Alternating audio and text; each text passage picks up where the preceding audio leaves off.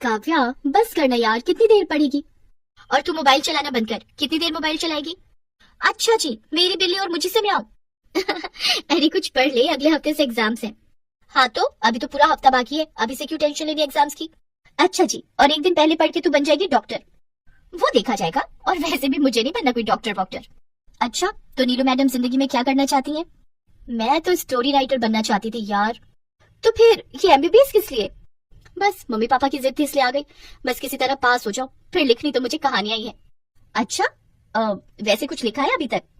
नहीं यार, आइडियाज तो बहुत आए, लेकिन मैं अपनी पहली कहानी को छट के लिखना चाहती हूँ, कुछ ऐसा जो लोगों के लिए इंस्पिरेशन बन जाए। काव्या और नीलू पक्की सहेलियां थी, दोनों एक साथ एमबीबीएस की पढ़ाई कर रही थी। इसके अलावा हॉस्टल में एक दूसरे के रूम पार्टनर भी थी।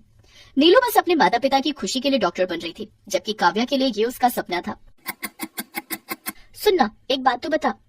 हाँ बोल, क्या बात है? मुझे पता है तू गोल्ड मेडलिस्ट बनेगी। अरे नहीं यार, ये इतना आसान भी नहीं है। सारा दिन तो पढ़ती रहती है, अब और क्या करेगी? अच्छा ये तो बता, जब तू डॉक्टर बन जाएगी तो क्या करेगी? लोगों की सेवा करूंगी, उनका इलाज करूंगी। मैं भी यही चाहती हूँ और मेरी माँ की भी यही इच्छा है। और हाँ, डॉक्टर बनने के बाद मैं किसी को भी अपनी बच्ची को कोख में मारने नहीं दूंगी। बड़े दुख की बात है कि हमारे देश में अभी भी सबको बस बेटा चाहिए, बेटियां अभी भी लोगों को बोझ लगती हैं। नहीं यार, अब ऐसा नहीं है। अब हम दोनों को ही देख ले, कितने अच्छे कॉलेज में पढ़ाई कर रहे हैं। तेरे और मेरे पापा मम्मी की सोच तो ऐसी नहीं थी ना। नीलू की बात सुनकर काव्या गहरी सोच में पड़ गई। तभी उन दोनों की ड्यूटी का कॉल आ गया। दोनों ने अपने अपने कोट पहने और अस्पताल चली गई। नीलू और काव्या एमबीबीएस कोर्स के फाइनल सेमेस्टर में थी, तो हर रोज उनकी ड्यूटी सरकारी अस्पतालों में लगती थी। और फिर उसी दिन काव्या, काव्या जल्दी कर, इमरजेंसी है। अरे पर हुआ क्या? केस क्या है? एक प्रेग्नेंट औरत आई है, लास्ट टाइम में बच्चा बस आने को है, पर उस बेवकूफ ने पता नहीं क्या खा लिया है। कहती है वो बच्चे को जन्म नहीं देगी। है? बच्चे को जन्म नहीं देगी मतलब? अब मुझे क्या पता यार। शालिनी मैम कहाँ है? मुझे नहीं पता, जल्दी कर यार वरना वो मर जाएगी। अब ये तू ही कर सकती है।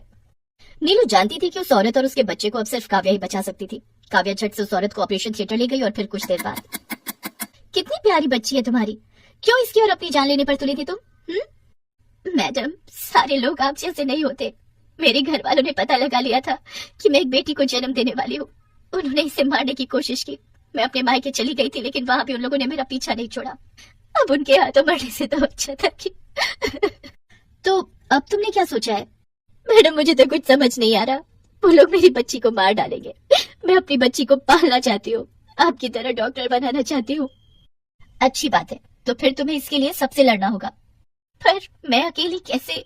जैसे मेरी माँ ने लड़ाई लड़ी थी। खैर तुम खुद को अकेला मत समझो, मैं हूँ तुम्हारे साथ। जिस वक्त काव्या उस औरत को हिम्मत बंधा रही थी, तब नीलू भी वहीं थी। फिर शाम को हॉस्टल में। काव्या, तू उस औरत से क्या कह रही थी? यही कि उसे अपनी बच्ची के लिए खड़ा होना चाहिए। नहीं, तू अपनी माँ के बारे में बोल रही थी कुछ। अब छोड़ ना यार, कुछ और बात करते हैं। नहीं, तू मुझे नहीं बताएगी। अगले पल काव्या की आंखों में आंसू आ गए। उसने आंसू पोंछते हुए कहा, यार मेरे पापा की फैमिली है ना, बड़े ही पुराने ख्यालों की है।